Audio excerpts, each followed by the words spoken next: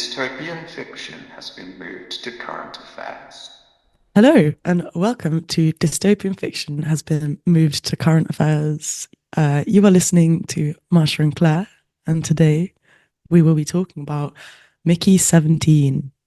Claire, do you want to give us a synopsis of this I film? will do so. Yeah. uh, so this is a slightly easier film to summarize than some of the things we've done recently. Much easier, yeah.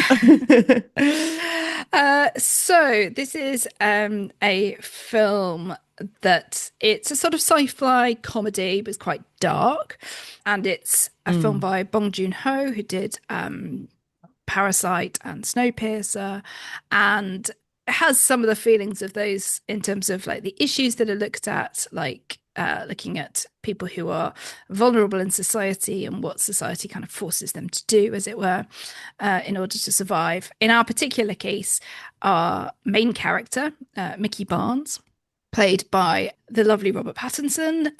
Yeah. Very good in Lovely this, I Robert thought. Pattinson. He is really good. Yeah, fantastic. And he, in a state of desperation, being pursued by a violent loan shark on Earth, signs up to go into space on a private space mission led by Mark Ruffalo, playing a guy called Marshall, who has strong kind of Trump Musk sort of vibes to him. But because Mickey self-confessedly says he has no qualifications and no skills, he signs up to be what they call an expendable. And essentially, an expendable is a person whose life can be used for any purpose by the ship, including things that lead to his death, which they frequently do. Each time he will be reprinted by a kind of like flesh 3D printer. His memories get re-uploaded and he gets killed again, essentially, in his next venture. So that's the kind of background premise. What happens in practice is that Mickey number 17 is supposed to die, but is saved on the new planet that they've gone to, and thus creates the problem of multiples. There is a Mickey 17 and a Mickey 18, his next incarnation, who is rather more sociopathic than he is. And the story is essentially about dealing with this situation of multiples, of landing on the planet, and of how they will handle the indigenous species known as the creepers, who are kind of like if you crossed a woolly mammoth with a woodlouse and added some kind of tentacles. Yeah. Yeah, Yeah, yeah. pretty A much. little tail as well, Yeah, sort of yeah, in good. there. And The they're sort of massive, yes, pretty yes, they big. can get very big. That's right. Matriarchal society, ability Yeah, to we love to see communicate, it. and so on. We do. So yeah, stuff to do with kind of first contact with other planets and so on comes into this as well. Yes. Ultimately, the good guys win, happy ending, mutual harmony between humans It's nice to and have a happy creepers. ending. And we don't see Yeah. that so I feel much like in we the don't things get we it very talk often. about. Yeah, exactly. So overall, for me and Claire, 10 out of 10 film. Loved it. Yeah, Loved liked every it a minute. lot. Yeah, It was great. absolutely. So the first thing that we should probably talk about is this kind of fundamental scientific premise of Yes. reprinting humans. Yes. And therefore, we hand over to Marsha, who does the science. Do the science, please, Marsha. Yes. Hello. I'm doing the science. So obviously main principle in the film is cloning as like I guess it's a tool to explore the teletransportation paradox, which the author of the book, Mickey Seven, in fact, he explored. So it's generally asking the question of if a person is somehow recreated. So either by cloning in our case or like teletransportation, is the recreation the same person? So it's kind of like also an exploration of like consciousness and like personality and identity. But yeah, so yeah, we'll go into, I feel like the last episode as well, we were covering Pantheon, sort of had a similar storyline to cloning, which we won't say any more than that for spoilers' sake. But yeah, I mean, so in the real world, cloning in the sense that we see it in the film, where Robert Pattinson's just sort of like printed out and pushed out of this big sort of machine, fully grown adult human, is unfortunately not possible. Just in case anyone had sort of a doubt about that. Yeah, he's actually like always identical down to his spots, isn't he? Because Holiday Granger squeezes his white head early before he's uploaded into. So people grim. watch those videos so on, grim. you know. I don't see what the big thing about that. Everyone says it's so satisfying. It's disgusting. Just sorry. I just actually thinking about it is giving me shivers. There you go. Yes. So sorry, at this stage in science, more yeah, of course. Pimples. More science. Okay, at this stage that we're at right now, I guess cloning in quotation marks, not in the way that you're thinking, is possible. So for example, what is meant by cloning in the real world is we can clone someone's genotype, so that's their genome, the DNA in their cells, so the order of the nucleotides in their cells, this genetic code. We can clone that, we can copy that exactly. But what is not possible is for us to copy someone's phenotype, which is I guess the way that those genes are expressed. So a phenotype can refer to someone's external appearance, as well as their behavior, coming down to the sort of intellectual abilities, aesthetic preferences, religious values, etc. And so the phenotype is an interaction between the genotype, which is our DNA and our genes, and the environmental exposure that we have during our lifetimes. So, for example, we can get identical twins, or technically clones of each other, but over time, their appearances and their behaviors will divulge because they'll be exposed to different environments, which means different genes are turned on and off within these two individuals, and they will look slightly different and behave slightly different as a result of that. So yeah, we can sort of do that. In terms of like cloning multicellular individuals, there's the way that we can do it is via this technique called somatic cell nuclear transfer, which for the sake of science communications, I'll explain a little bit about. So we can't exactly, take Robert Pattinson and then suddenly there's going to be like a mini version of him. What we'd do is we'd take an egg cell, like a human egg cell, take one of Robert Pattinson's sort of normal adult cells, somatic cells, they're just like doing their job around the body. We take the nucleus from the somatic cell and then put it into the egg cell, which has had its own nucleus removed.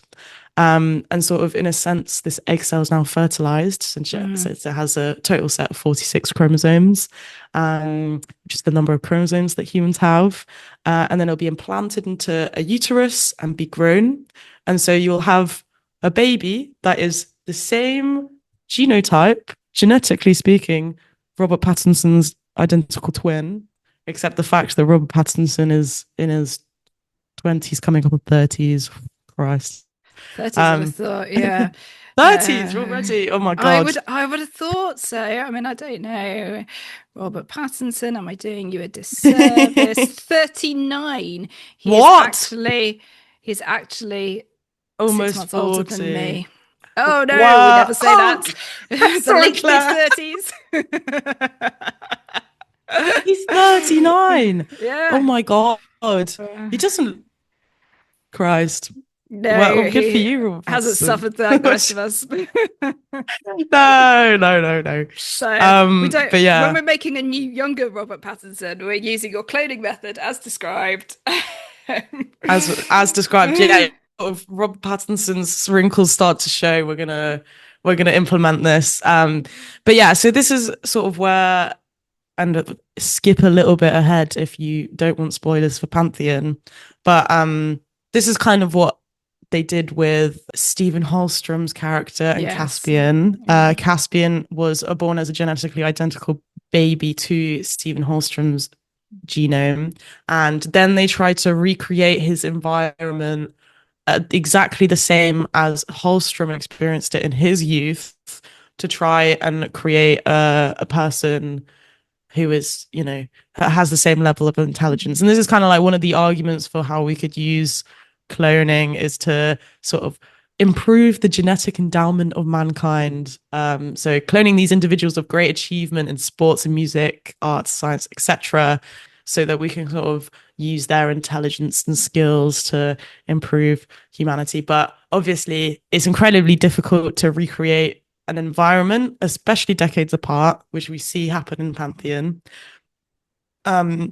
So yeah, not technically possible. And the sort of multicellular cloning that we have done, I'm sure people have heard of Dolly the sheep and other animals that have been cloned. Dolly the sheep was not the first. There were loads of experiments done on frogs, cloning frogs, and other species. But, you know, when it comes to the ethics, Dolly the sheep was successful only after 270 trials. So that's a lot of Mickeys to go through. Yeah, exactly. If we're trying to do this IRL in real life. Yeah. More than 17. Doesn't roll off the tongue as well, Mickey 271, no. Does it?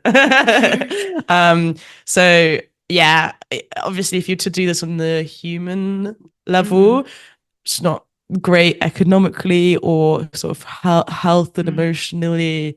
It's probably had some bad consequences. And a lot of the animals that were born out of this cloning procedure often had different disabilities and suffered lots of health issues and sort of died very early deaths. So yeah,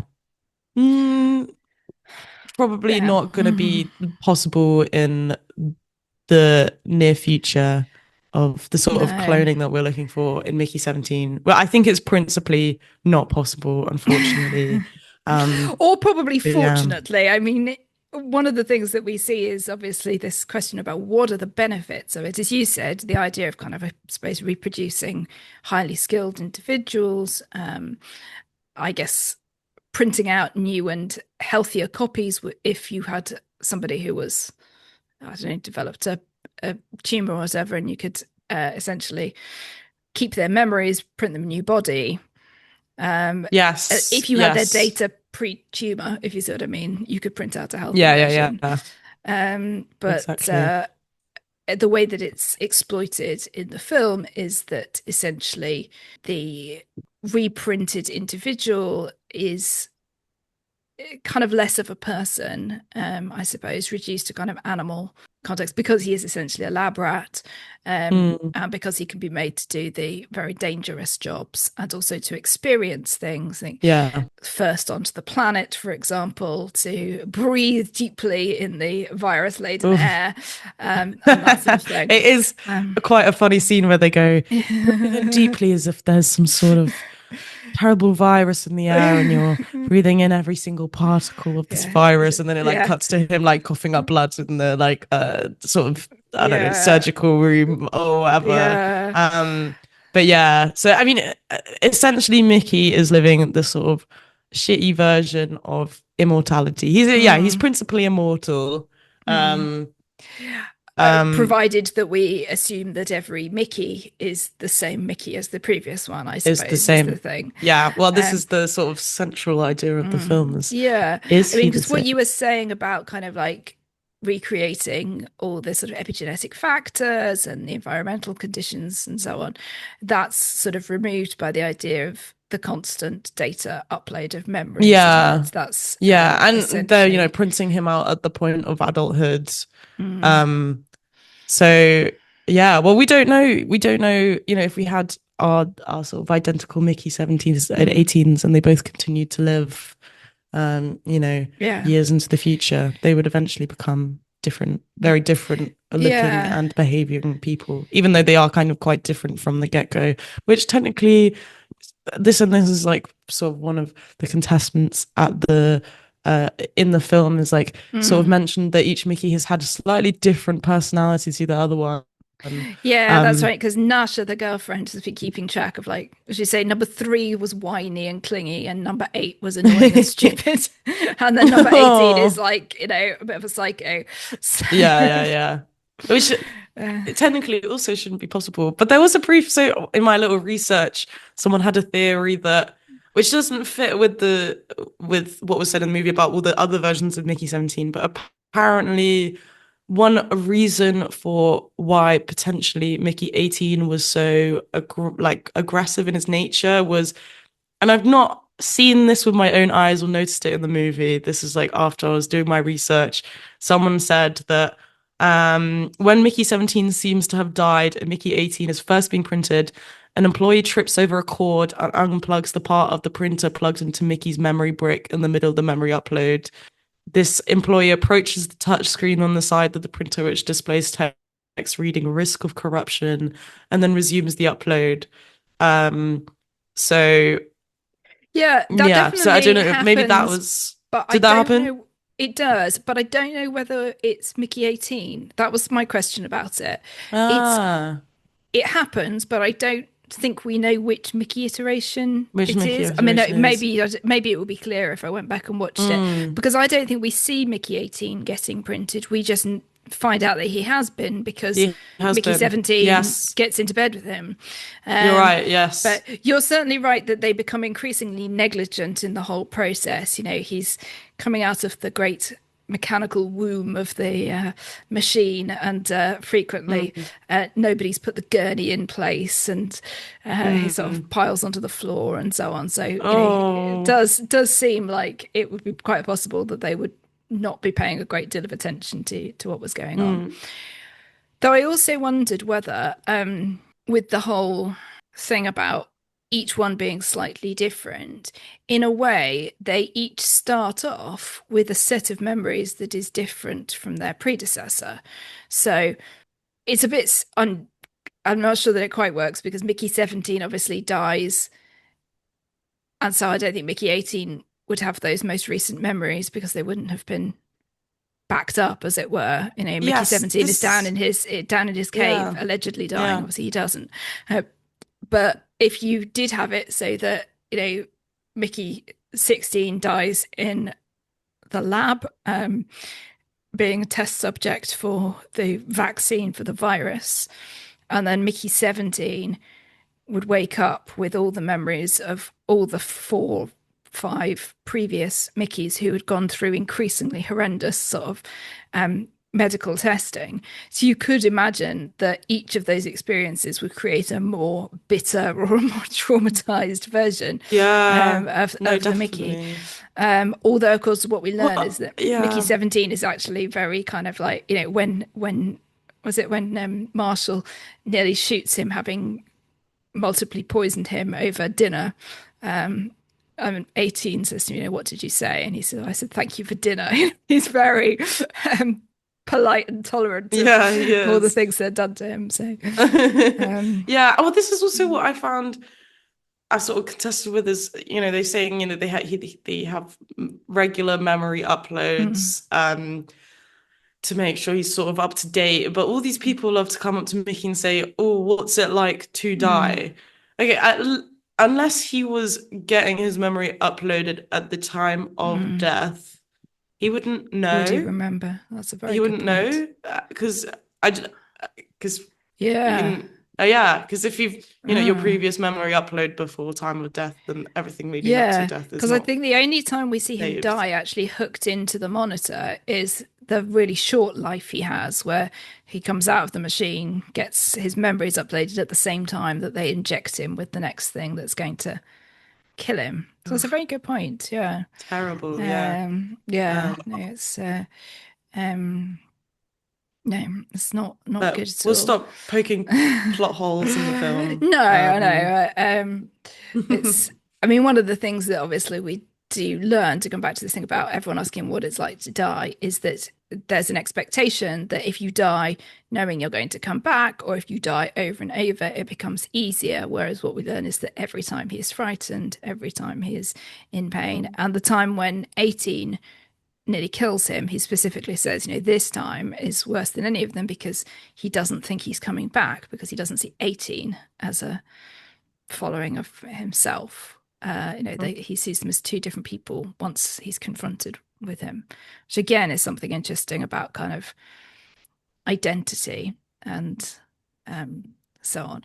I can think of other times where this has been played with. There's an episode of Buffy the Vampire Slayer where Xander gets split into kind of the two halves of his personality, and they're supposed to be like the best half and the worst half. So like the best half like gets a promotion at work and like gets the apartment and gets the girl and all this sort of thing, and the worst half is like goofing around and like everything is going wrong for him and just generally pathetic.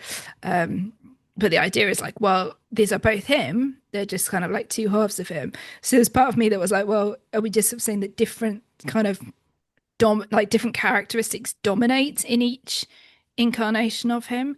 So he always had the potential to become like 18 and have those kind of murderous but also courageous qualities that 18 has. He always had the potential to become more like 3, which is very clingy. Well, we saw that he's got this like trauma from the loss of his mother, and he's always looking for like a mother substitute, which is one of the reasons that I think he actually like agrees to the whole process in the beginning, because Holiday Granger's hair smells like his mother's hair.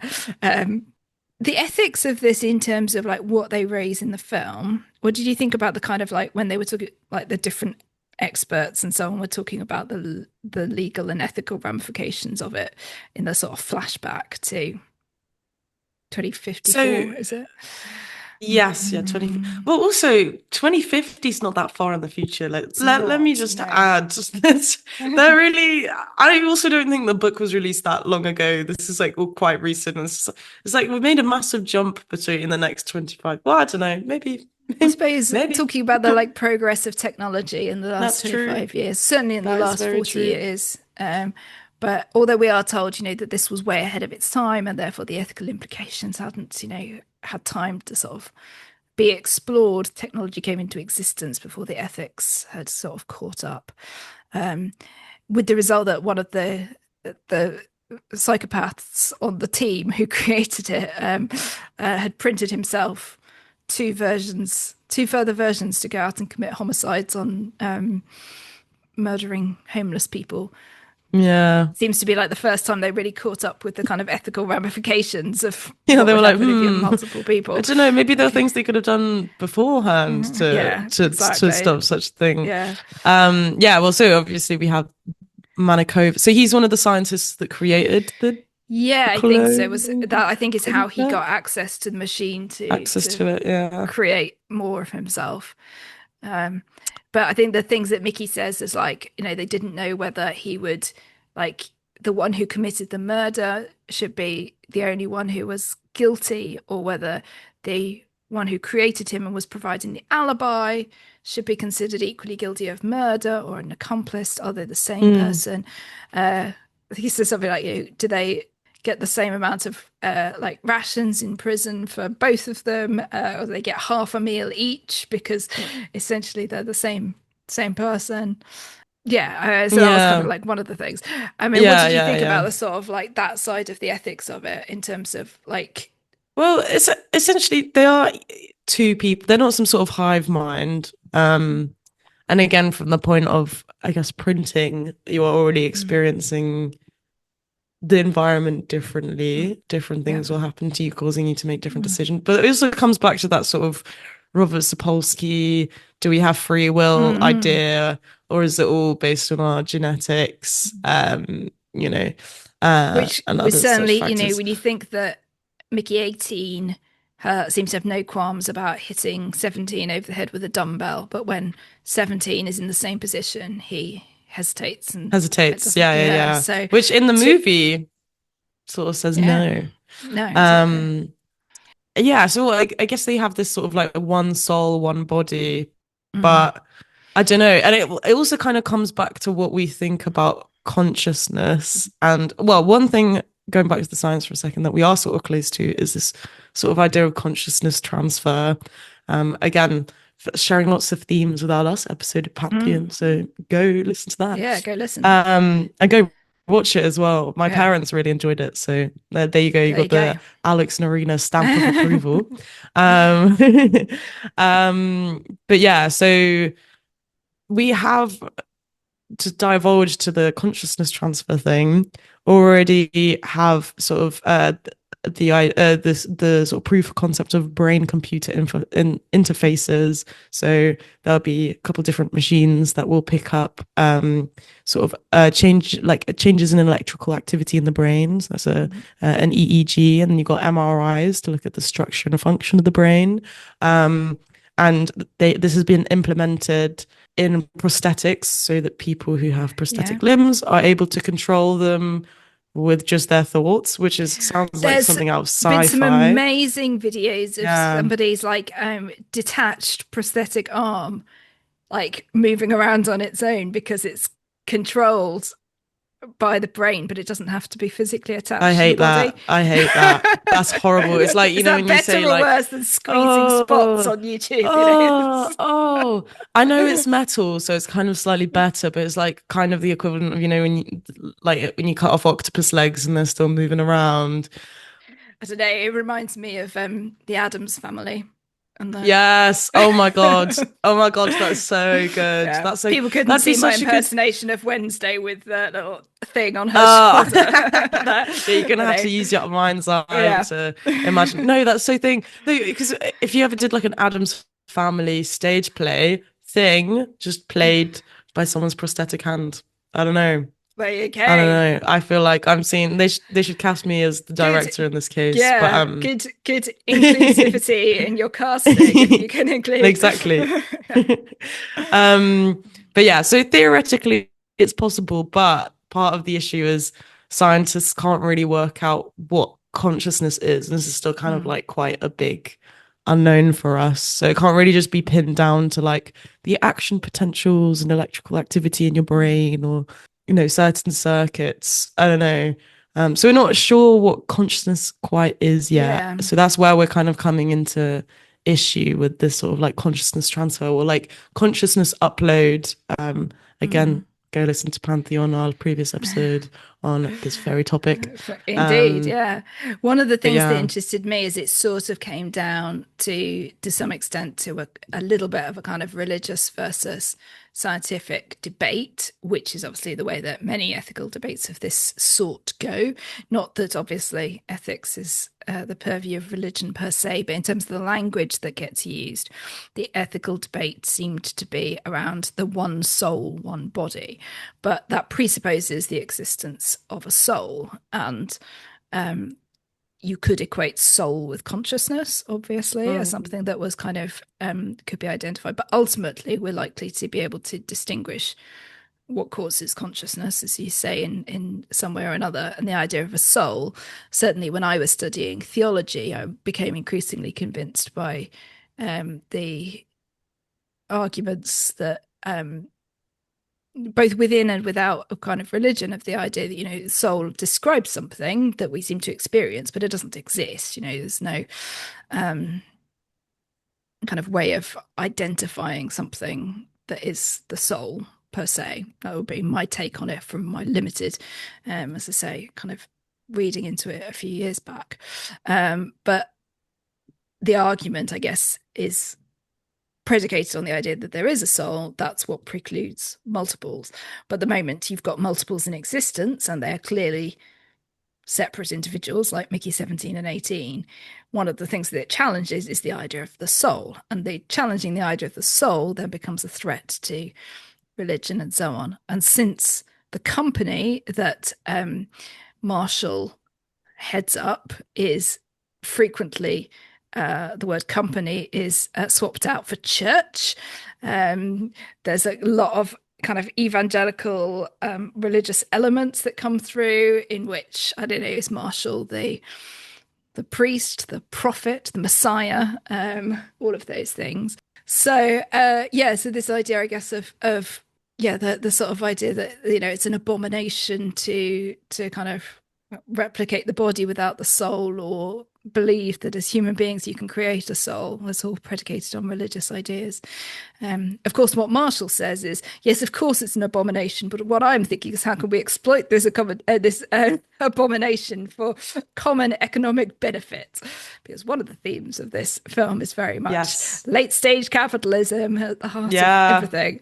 So we know it's ethically wrong, but since we can do it, we should do it because it's going to have financial benefit for us. Yes. But it's all kind of like masked in the idea of like for the greater good and for humanity and space exploration and space colonialism. That's what's going on. Yeah. And one of the things that Mickey has obviously really got into his head is that, he can be of benefit to the group as a whole through his own repeated suffering and death. When he goes out onto sounds quite Christ-like, in fact. It does indeed, so this idea that he, like, when he goes out on his spacewalk, for example, and they're like, that's out there horrible. That's a terrible scene. Well, the bit where his hand snaps off and floats past the window. No, oh god, that's like a proper. That was like sort of in the first the half an hour of the film where they're kind of like laying out the concept. Oh, that's horrible. But he has two things, I think, that one is this idea that he is at least benefiting society in some way, which he seems to. I suppose it's a way of justifying to himself what he's kind of like put himself through, but also he has this constant sense of guilt, which again picks up on the sort of religious themes of it all, with this idea that he feels that these repeated deaths are a punishment for something he has done earlier in his life. Variously, I think that he messed around with the frog in biology, and therefore he has now become like the frog. He pressed a button in his mother's car and then she crashed and died. Yeah. Which is obviously like a child connecting to events and presuming cause and effect. Well, this is also interesting with Mickey 18. There's this brief conversation where this gets brought up again between them, and Mickey 18 is like, I've told you so many times that like it wasn't the red button that killed her, blah, blah, blah, blah, it wasn't your fault. And that's again like his two perceptions. It's almost like kind of like the angel and devil on his shoulders. Yeah, kind of two wolves inside Mickey, but one of them is 17 and one of them is 18. Yeah, you're absolutely right. 18, the voice of reason, and 17, the voice of guilt. So all of this. I mean, even down to this fact he sort of says, when he goes to the dinner and they've put like killer growth hormones in his steak, and truly the most disgusting thing ever, that kind of factory made steak. Really struggled with the as somebody who doesn't eat meat anyway, and then like this kind of like fake meat, which theoretically I suppose I would eat because ethically it's okay, but there's no way I would eat it because it was so gross. Really? I couldn't deal with it. It was just it looked so revolting. But and then it turned out to be poisoned with growth hormones. And then they tried to give him a painkiller that was a prototype, and that just like caused him even more pain. And then he's still blaming himself at the end of that, because it's like if he'd gone back to the room to get Nasha, then this wouldn't have happened to him, rather than saying, "No, hold on, it's the like maniac doctor under the authority of Marshall with his gun." The Marshall and his wife characters, really great, I thought. Yes, they're dynamic. Yeah, fantastic. I don't know. Mark Ruffalo and Tony Collette, so big names in these roles as well. It almost felt a little bit like. So is it Ilfa? Ilfa. Yeah, I think. Yeah. It almost felt a little bit like there were moments where Marshall was almost kind of like a puppet. Kind of in, I don't know, sort of there's that idea that behind every great man is a woman or something like that. But I don't know, there was like moments where she was kind of like whispering things into his ear, and it was almost like he was, I don't know. What did you think of that? I suppose, did you pick up? I did, absolutely. And I think that in that way, I think you put in your notes that, he's not supposed to be based on any particular politician. Yeah, He's this like is a what the sort of director hybrid. said, is that apparently, and this film was meant to be released, or like it was in production in the sort of early 2020s, I think. Yeah, okay. So it's kind of like against the backdrop of populism and I guess, following Trump's first term, and other kind of leaders. But I guess what it does is it doesn't take those types of leader very seriously. And one of the ways that it does that is the fact that he's so insecure. He's constantly kind of like turning to his wife. She sort of speaks for him quite a lot, and he is both kind of like mad at her for that and then also like kind of needs her for that. And I guess it reflects on an idea of how so if we look at the way that Donald Trump formed his cabinet this time round, we know that he went for only kind of yes men. It's a gendered term, but I think they were principally men. The need always to have people around you to say, yeah, you're doing the right thing, you're great, and so on. And that's kind of what Ilfur is. He's also quite a buffoon. He's not necessarily sort of, well, to be fair, the whole mission seems pretty poorly like equipped and staffed and so on. The fact that he has all these fanatical followers who are very MAGA-like in their sort of down to the red caps and everything. Yes, those don't necessarily make ideal people to have in your crew. It's not a qualification in and of itself.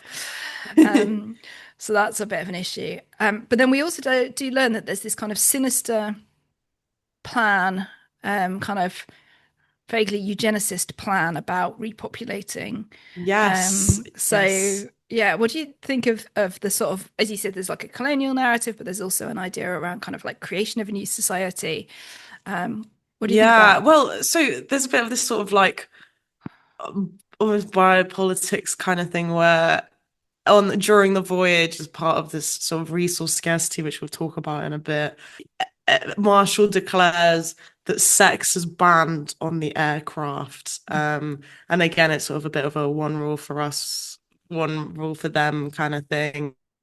But, there's during this dinner party where this experimental meat gets brought out, the character Kai comes along as well to this meal. And we'll just say one thing about Kai in case I forget later. Yes, go on. Bisexual representation on film. Really? Wait. Oh, yes. Oh, yes, of course. She has a girlfriend at the end. That's so cool. And we just don't see enough of that. So no, especially with the sort of shout out to Kai and shout out to, I don't know which studio released this film actually. I don't know. Do you know? No. Is it Warner Brothers? No. Okay. We will confirm. Yeah. But especially with everything kind of going on in the sort of animation realm of movies right now, and I don't know if everyone's heard about the issues with Pixar's newest film Elio, but there was lots of the original sort of story for that got cut because of censorship of, I think one of Coco's co-directors or assistant directors was the lead on Elio on the project, and it was based off his childhood and his queerness and self-discovery, and it all got cut. So obviously it's great to see. It's nice. It's good. Even at the like small scale that we see it. Yeah, in the movie, exactly. It's just briefly. very kind of like normalized. No one says anything about it. No one says anything. Yeah. I should just say it was Warner Brothers. You are correct. Yes. Go up. Pop off. Well, obviously, big corporations have also got its own issues, but like in this one instance, pop off Warner Brothers for not censoring queerness in your movie. But yeah, so Sorry, Kai back to Kai.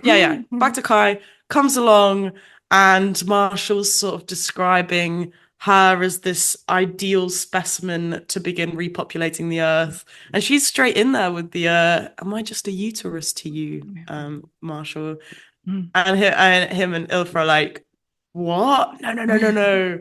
But yeah, there's this kind of like eugenic, definitely the sort of like white centered kind of thing.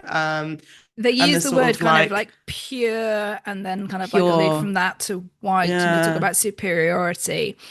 I was thinking about this yes. because obviously it's not an all-white crew, so it's not Crew. per se, making some kind of white only narrative, but around the table at the point at which Marshall is talking about superiority and so on, everybody is white. And he also talks about like her medical background and so on. So that's kind of the eugenics side of things, I suppose.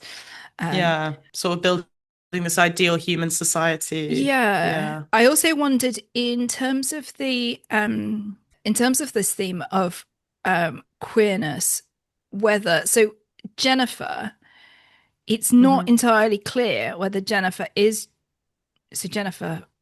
to remind listeners from the film, is the woman who dies when they first meet a creeper because she rather recklessly shoots at it, bringing down the entirety of the cave. Yeah, she gets flattened.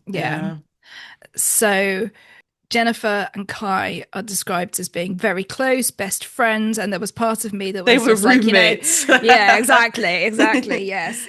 Is she your sister? That sort of whole thing was coming through. So there was part of me was like, okay, so are we just sort of seeing this kind of like heteronormative narrative of assuming they were just friends?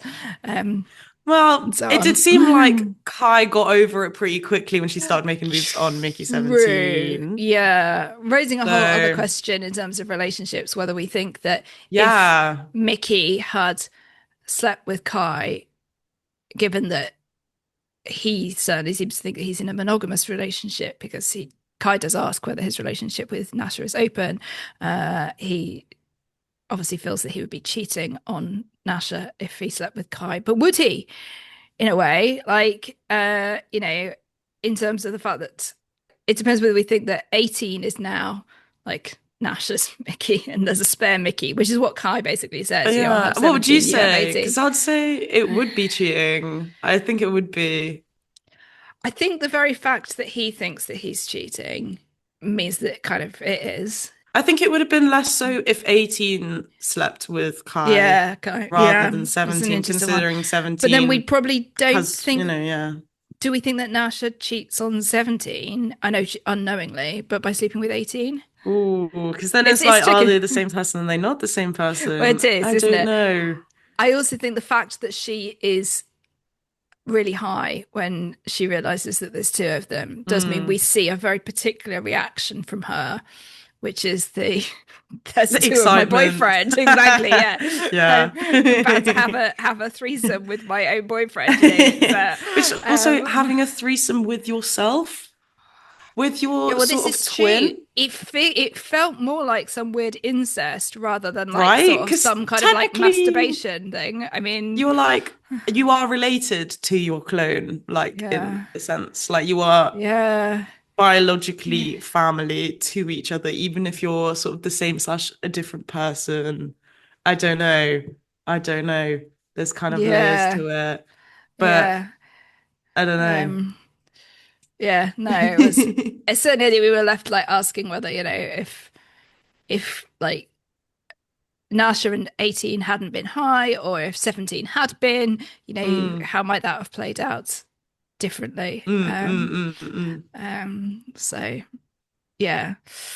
because then Nasha does go on to say that like they're both Mickey, and she kind of like defends that to the end. Really. They're both my Mickey. Yeah. No, I'd agree with that. Well, I don't know. I think it'd be at the point that they're both printed out, they're both in relationship with Nasha. Whether they want to individually end that relationship with her is then up to them. But I'd say she is in the right to say they're both my Mickey right now.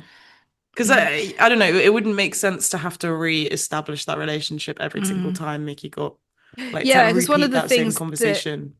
One of the things that makes it seem like really like a strong relationship is the fact that she does stick with him throughout all of these kind of and the experiences. Moment, where he's like being like experimented on for the virus or whatever, and like she's in there with them in this like gas chamber. And like, that is beautiful. And I especially love sort of Mickey's and Nasha's relationship. I think it's also nice to see that like it's sort of so, you know, she's the kind of like stronger sort of she's like, you know, part of the sort of police force of the ship. And it's like how he kind of dotes on her rather than the other way around. Yeah, It's just that's like, true. it's Yeah, a just little nice to bit of a see. reversal of the normal Hollywood kind Normal of Hollywood roles, yeah. yeah. I mean, one of the things about Mickey is that he is, to use the term that gets used in Squid Game when talking about the characters there, we talk about the parallels when we were planning this, but I wrote about this in the last newsletter, which is on Substack. But this idea of kind of like the loser character, so your main character is kind of the loser, and then often like and they their sort of arc work their way is, up. yeah, exactly. And that's something I think we see with Mickey. You know, he is deeply frustrating in a way for like, you know, he's his own worst enemy. He you know, has this kind of tendency to just be nice about everything, like his own horrible death. He fails to read the details on the contracts. He fails to like pay attention to what's going to Doesn't read the happen to fine him. print. No. Yeah, and also brings up a bit of a conversation around consent. Yeah. Did he know? Did he? Yeah. Was it? You know, Could he informed consent consent? really? Was he Because informed? Yeah. yeah, you know, and just being told like you will die isn't quite the same as saying, you know, while we're measuring, you know, how long it takes the radiation to burn your skin, or while you're like coughing up blood, while your hand is floating past somebody's window. You know, these are, you Yeah, know, that it's the wasn't written in the suffering fine print. Yeah. and the ambivalence to him, almost like we can do anything to you because we know that we can bring you back. There's a real, I don't know, a desensitization to him. I don't know. I mean, you obviously have worked with lab animals and things like that, but not not humans. We hope you haven't got a Well, sinister maybe cloning like program. I've grown with little like human cells Yeah, in a true. plate, Yeah, which is, yeah. you know, it's like, obviously, well, I don't need to explain that these cells aren't conscious. They're just Yeah, yeah, little sort of exactly. things at the bottom of a Um, plate. But but I yeah. guess how do you manage to kind of like find that balance between the necessity for medical testing and things like that, like on mice, for example? Like, where would the line be for you in terms of like what you feel it's okay to test on? Because I watch a lot of apocalyptic stuff and dystopian stuff, a lot of viruses, a lot of dead monkeys. Feel very sad about the monkeys, It is quite always. sad about the monkeys. I mean, it's it's tough, and obviously a lot of it comes from this idea. It's sort of like you know, whatever's human like is more kind of important, or like we're more sentient or intelligent and therefore of a higher value um than sort of other species. But it's hard because on one hand you sort of think, okay, the number of sort of lives being lost to like animal testing and things. And I again, I think it's different when it's like animal testing for cosmetic products rather than animal testing Yeah, I for agree with you. Yeah. a vaccine, Yeah. which will at the end of the day save lots and lots of lives, albeit human lives. I don't know, but there's obviously, like, for people who aren't in science, there are multiple levels of, you know, not hurdles you have to jump through, but sort of, I guess, kind of protective laws for animal rights, which you have to sort of be able to tick off before you're ever able to perform experiments. And it is like vetted, and you know, ethics is a big part of science. Yeah. When it comes to this sort of thing. But yeah, I mean, it's always going to be we're always going to center human lives Yeah. at the Which end I of the guess is what's day. most uncomfortable about what happens to Mickey, right? Because he is Yeah, released yeah. to, and you talk about like And kind of I mean, ethics committees and things like that. Like, there's no ethics yes, committee there is no ethics here, committee on there. partly because it's in space and therefore they're sort of like It's extra its technical. own, yeah, yeah. Yeah. It's got its own space, its own laws, you know. It's a Yeah. lawless land, or Yeah. lack of land, I guess. Exactly. Lawless vacuum. But no, I mean, I guess with Mickey, you initially think sort of Expendables, okay, it would be sort of missions where the type of one where he went on Nilfheim with Kai and there's sort of other troops where he is that person that can throw himself underneath the falling rubble. Yeah. Considering the I fact he'll felt be quite bad for him there because he got like the total blame, but like yeah, he it wasn't did. his. But that's like also what Could was he he have meant to done? bloody do? What could No, he have done? exactly. Yeah. Yeah, but in sort of cases like that, it makes sense. I think the expendable program in some sense would make sense, but it's at that point where it's like you're purposefully putting this person in harm's way for Well, like the it's a gaining of yeah, I yeah. don't know.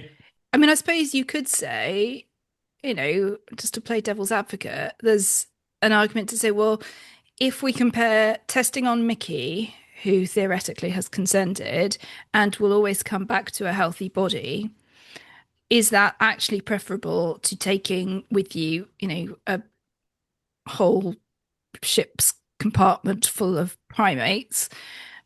Because you know that you're going to need to do vaccination testing and so on. But Certainly when you get to why not just copy one primate?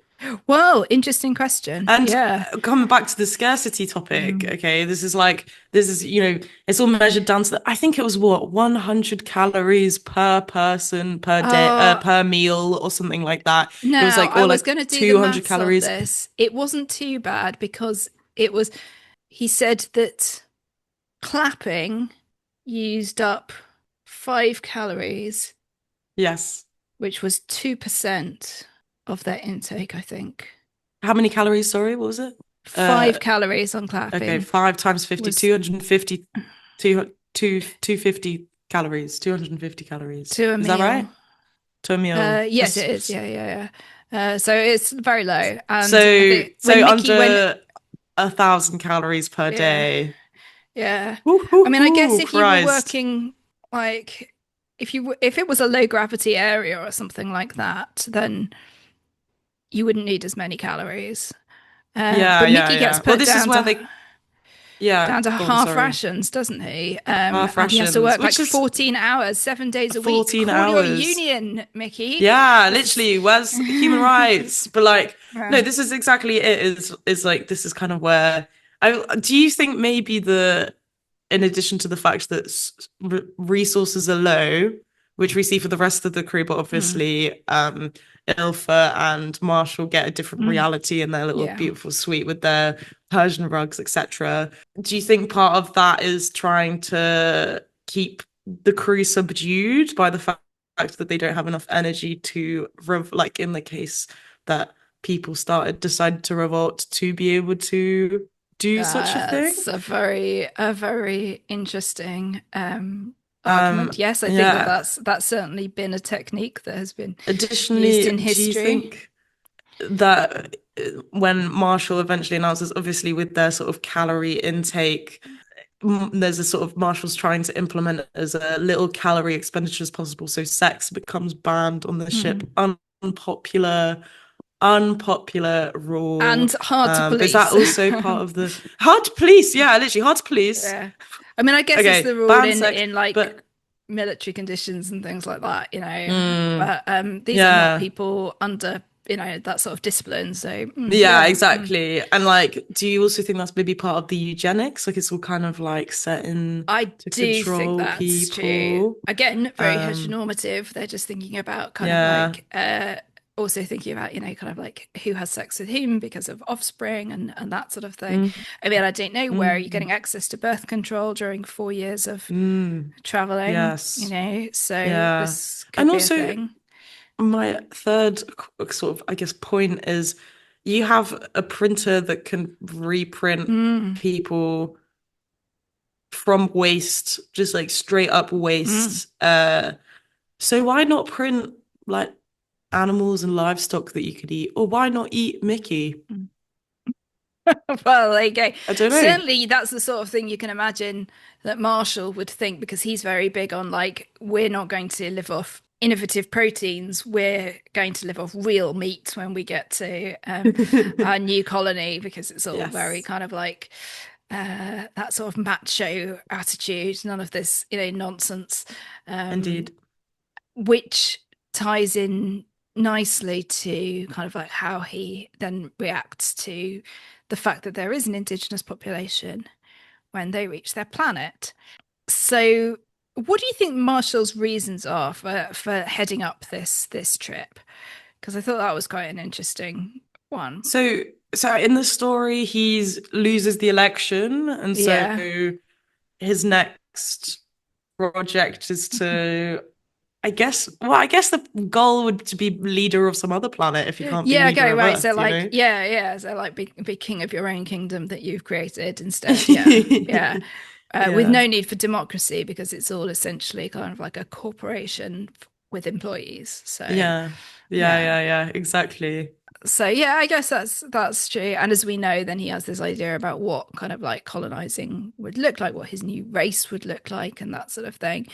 And he's also very much a character in his own sort of reality show of life, as it were, both in terms of like literally broadcasting to the ship all the time. And then like at the end, you know, being filmed in everything that he does, going out to make a speech before he annihilates the creepers and so on.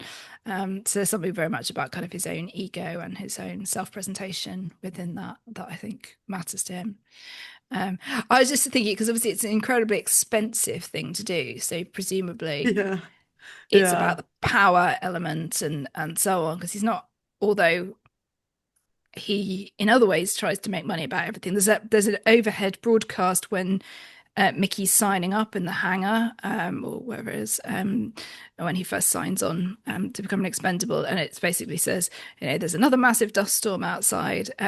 You can buy your face masks by going to the shop in the sort of, you know, sign up place, and we'll offer you a discount. And if you use Marshall Pay, then you'll get 5% off. And you think like capitalizing on the Yeah. apocalypse, basically, right down to the end. Yeah. But I suppose, you know, in the long term, he obviously would benefit if there became a thriving economy on a new planet. But he gets blown up, so no good there. No good for him. No good for him. But a lot of it also comes down, I think, to this kind of like colonial mindset, the idea of kind of being the conqueror, things like that. We see Yes. that very much in the way that he approaches the planet. It made me think of like it being like the complete opposite of in Star Trek, the first contact principles of first contact. Basically, there are directives in terms of like not you must communicate before hostilities, and you must not interfere with lesser life forms and so on. Meaning causing no harm when you make first contact. So this is like the opposite of that. Opposite of that, yeah. Yeah, so what do we think of the creepers and how the creepers are treated? And I think they're quite cute, really, to I be think they're honest. incredibly cute. Yeah. But you made a really good point, and remember about like how we react to them because they're not anthropoid and they're not kind of Yeah, like there's human-like in appearance. anthropocentric bias as written in my notes right Very now. So nice. that's Yeah, you're right. Totally, yeah. you know, So we want our nice aliens to be upright on two legs upright and on two bipedal, please, and yes, two-eyed. So yeah. this is so yeah. Anthropocentric bias is if creatures are non-human like, the conclusion is that they must be inferior, threatening, or dangerous. And this is like kind of well, this is also reflected in the way that sort of aliens in pop culture are often represented. We've got our bipedal green friends who sort of do their three-fingered hello and have sort of two big bug-like eyes. But it, you know, really is just kind of like made in our image. But like if we think about it, if we were to see aliens, they would absolutely look nothing like us and might not even be carbon-based life forms, by the Indeed, way. If we're bloody yeah, galaxies apart, like it's yeah. not going to be the same. Yeah, It's we also only have one what idea the about. chances, yeah, the chances that on Nilfheim we can even breathe the same atmosphere. That's mad. That's crazy. Anyway, sorry, It's as you were true. saying. What? Well, I was just going to say that I think the idea of, well, I think there's a number of things. Obviously, there's a parallel with the idea of the legacy of white imperialism and the idea that, this reflects the enslavement of black people on the grounds that they were inferior to white people. This is a sort of version of that, the creepers must by default, because they don't look like the humans, they must be inferior. There's an assumption that they won't be able to communicate, whereas we actually discover that their communication not only is verbal, I suppose, for want of a better word, it can be translated from a language of sounds into our language of sounds. But it's also that they have like a shared consciousness. There's a sort of hive mind element to it, where they seem to be able to communicate without sound, and also can tell when Luco is killed. Luco is killed, and Zuko is hung over the pit and imprisoned and so on. Yeah, exactly. So, and they also, they have some of the hallmarks of what we might consider, I guess, distinctly human traits as well, like being able to bluff, to lie, yes, and strategy to make it harder for their matriarch to be killed by building up like piles of smaller creepers. Yeah, the creepers have game theory, guys. Yeah, exactly. It's very highly intelligent, to be honest.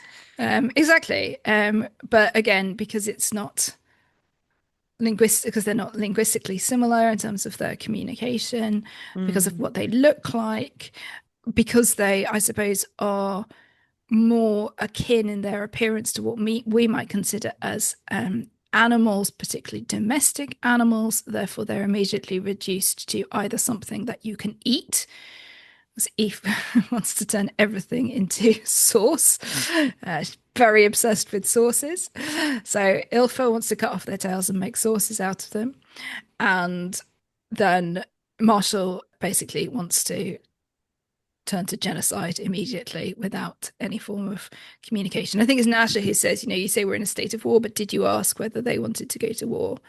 And gathering, their like whole gathering outside the ship thing and not attacking is seen as hostile, whereas there's an argument to say, well, there's no sign of hostility in what they do. I get this sort of feeling that like Marshall really wants a war. He wants to start.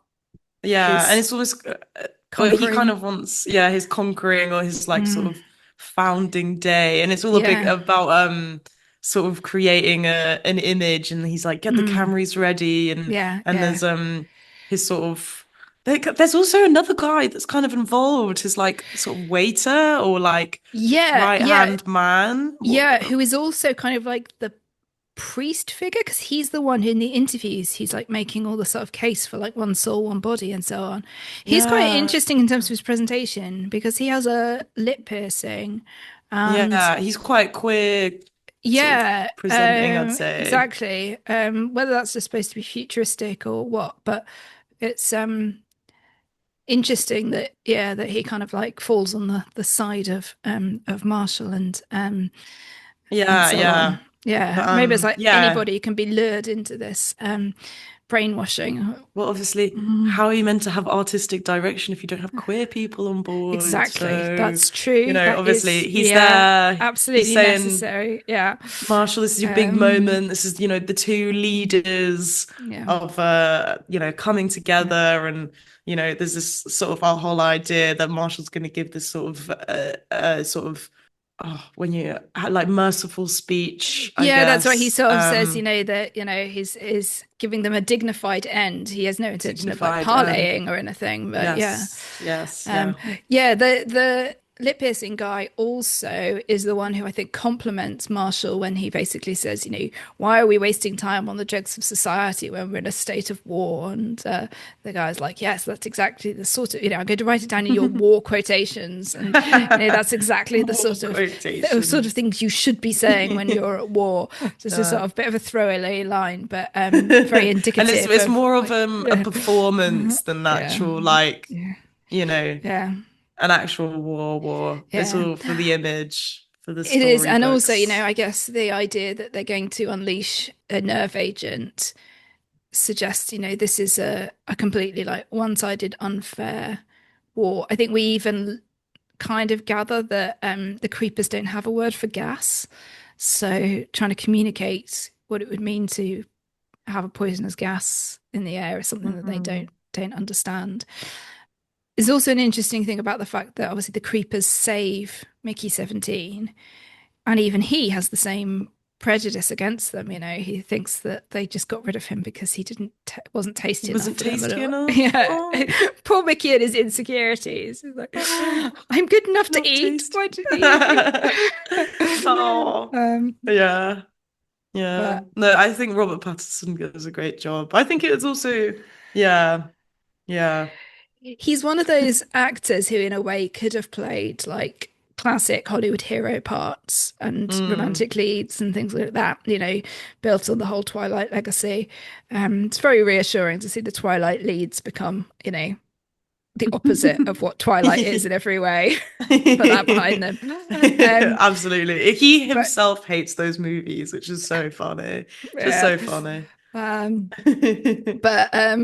Instead he's played like quite a lot of sort of self-deprecating characters or kind of like more sort of off-the-wall characters and things like that.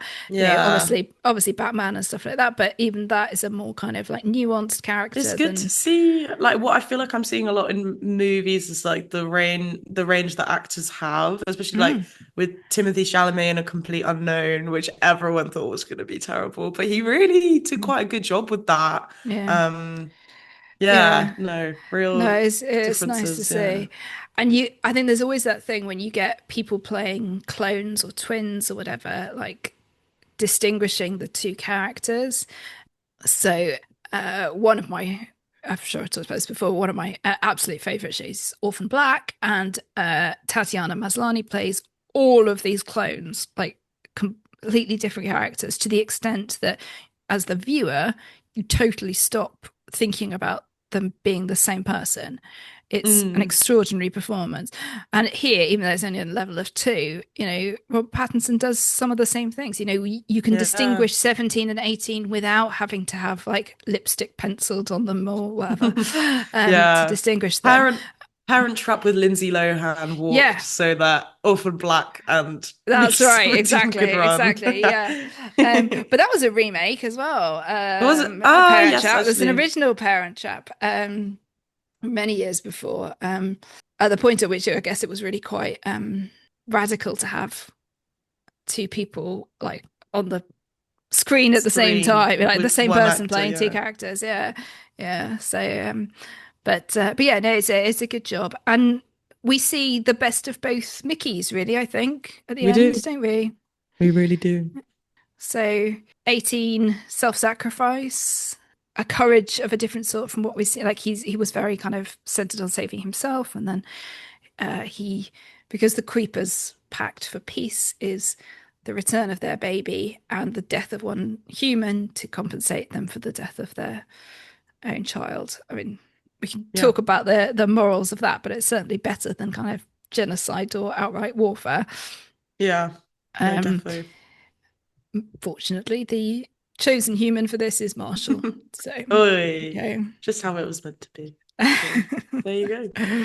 And we also see the two species of humans and creepers living in harmony on the planet, which is, again, fairly revolutionary for humans to live in harmony with their planetary neighbors. Yeah, they seem to pick a good bunch for the crew, despite the fact, I don't know, I feel like, you'd expect there to be more sort of, would it be xenophobia is the right word? I'm not sure. I suppose so, yeah.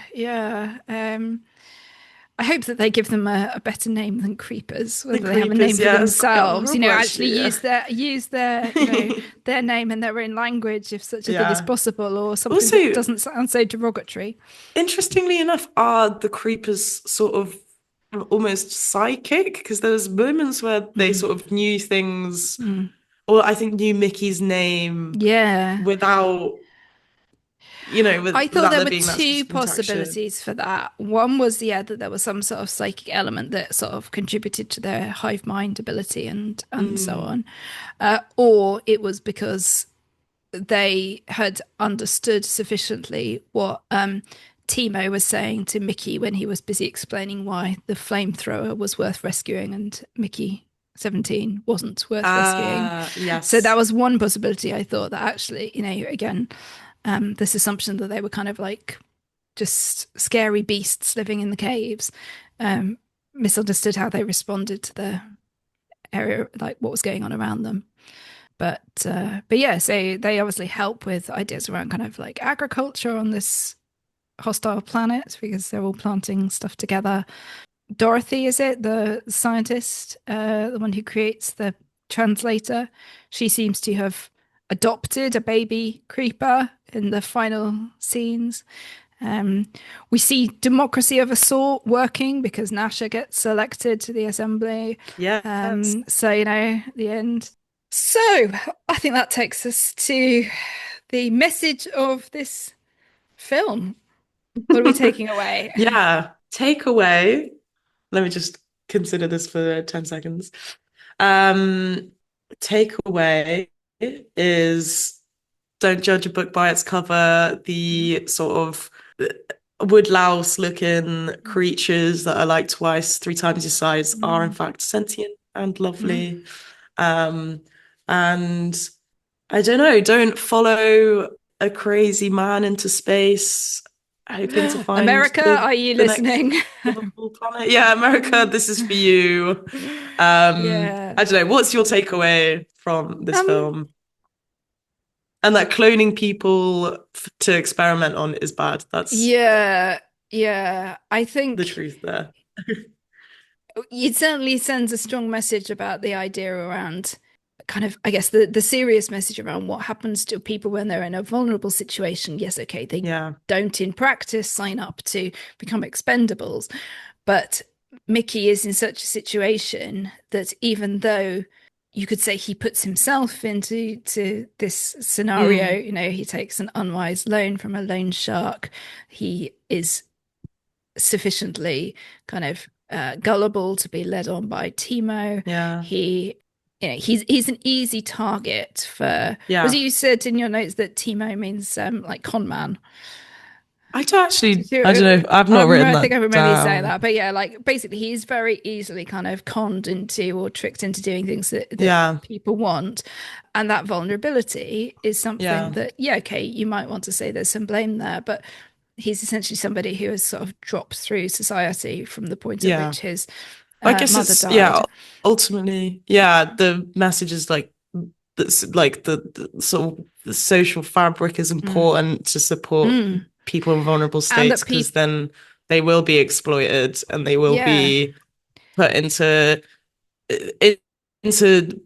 will have limited choices about the situations that they're going to be that's the thing put through.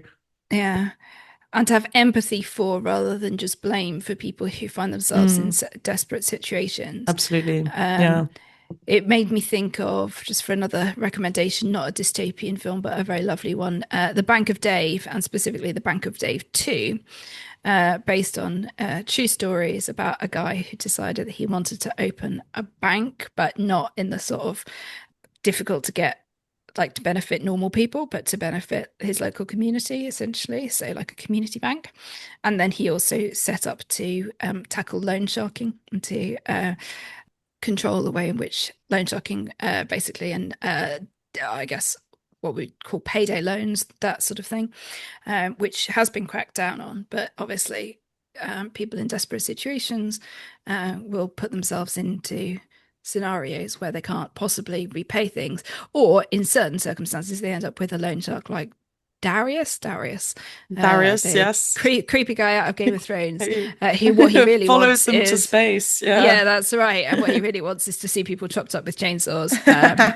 So it is there's a ludicrous element to it, but I think there is also Mickey proves his worth in the film to some extent, but also he shouldn't need to prove his worth to not have been put in that situation.